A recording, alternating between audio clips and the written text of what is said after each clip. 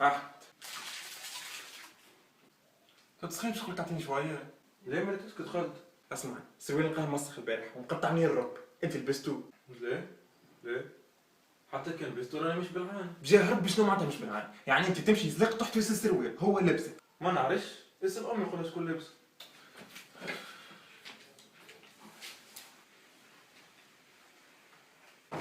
امي قالت لي انت تلبسوا السروال. والله ما لبسته.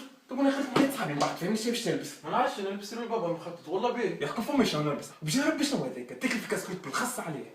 الانترنير قال لي خاص به يطلع الدم من المخ وينشطه. اقسم بالله راك مبقر طبقيره متاع بقر. عليه؟ يا اخي فكروني انت ديك في الخاص قال له دم يطلع على راسي، انت عندك تا يخضر في بدنك مش دم. انت ما لبستلكش سروالك ابعدني تو هالصباح. والبارح فما 3000 يجيب السروال، يعني شكون هزهم؟ الله اعلم. وين عشان واحد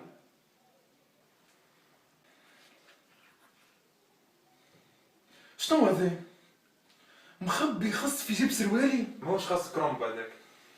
جرب قبل ما تخش خفاح. شنو باش تفهمني شنو؟ خفاحمك. يا ودي ما عرفتش لبست حوايج السروال اديته حنط على خضره. بجرب ما غير عيال. شنو خص ونعناع وكرم في جيب سروالي؟ خفاف. جرب شنو نحكي؟ شنو نحكي؟ فهمني شنو نحكي؟ باهي ما نعرفش نفسرك. البارح مع الساعة تاع الليل مشيت ناخذ في دينار خاص من الخضار على سكة الترام.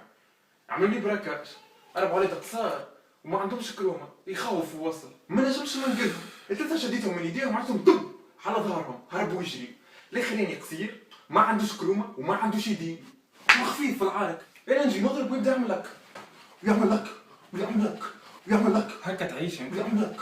انا بصراحة ما نكذبش عليك، خفت، هربت نجري، شوف ربي سبحانه، انا نقص في سكة الترام، وراه في ترانسوسة جاي مخاك، عرفته مش باش ياكل في ترانسوس، وليت ساليته هو القرب وعرضت له ساك، يضربش الترام في ساك، يتهندل شوية، يطيح في سبيد، نطلع في الترام ونهرب، هذيك عليه انت سيرويك تقطع من ركبي، انا تجي ركب انا تجي